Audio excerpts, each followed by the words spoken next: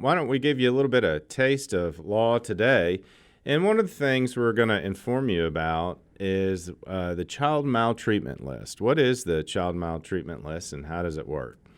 Well, the child maltreatment list is a list of people who have not been nice to children, but the state could not prove the criminality of their act. Now, Fuller, what the heck does that mean? So let's say somebody's inappropriate with a child, and we won't get into the specifics, but it could be from neglect. You could slap your child in the face. That's, a lot of people see that on TV. Someone's hysterical, let's slap them in the face. Well, that's abuse, and that's assault, and that's battery. And if you slap your child in the face, whether your mom or dad or grandpa or grandma did it, it is no longer appropriate and you will get in trouble.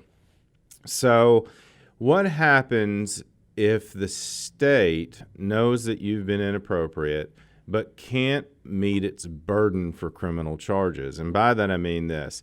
If let's say you kick a 3-year-old in the shin, please don't. But if you do, the 3-year-old's not really in a position to come to court and testify on the 3-year-old's behalf and explain in an eloquent way that you have kicked them in the shin.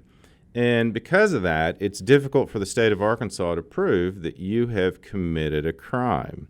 And to prove that you've committed a crime, the state really has to prove almost 100%. The jury has to sit around and think 100%, yeah, they kicked that child in the shin and they need to go to prison. So what if the state can prove, 50, 60%? We all know you kicked the child in the shin, but we don't have video footage of it. Well, enter the child maltreatment list. The child maltreatment list is a list of people that the Department of Human Services has created in the state of Arkansas in connection with the state police to prevent people who kick children in the shin, but necessarily the state can't file criminal charges against, to keep them out of hospitals, to keep them out of schools, to keep them out of daycares or places where children are. You don't want someone who more probably not did something, but we just don't have enough for criminal charges, to work at the daycare. We want to keep those people out. So enter the child maltreatment list. And the state of Arkansas, if something happens, will send out the state police, and the state police will say, hey, can we file criminal charges? And if they can't, well, then they'll see if there's enough information there to put you on the child maltreatment list.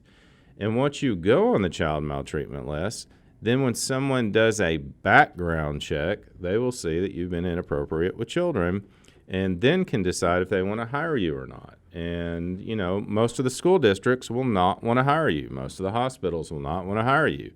That is not a rousing endorsement that you're a great employee to work at a daycare. So that's the purpose of the child maltreatment list. Now, where does Fuller come in? Well, Fuller comes in when you have been inappropriately placed on the child maltreatment list and you need to fight it. Sometimes, the state gets it wrong. Sometimes they get the story from just one side, and one side's got a lot of negative things to say about you.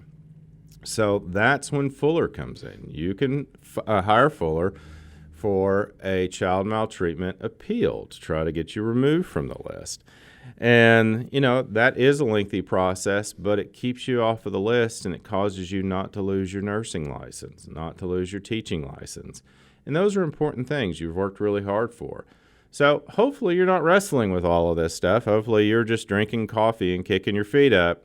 But if you're not and you've got legal problems and you need help, well, I'm Fuller Bumpers. I'm in Batesville, Arkansas, and I would love to sit down and talk with you and see if we can get you headed in a better direction.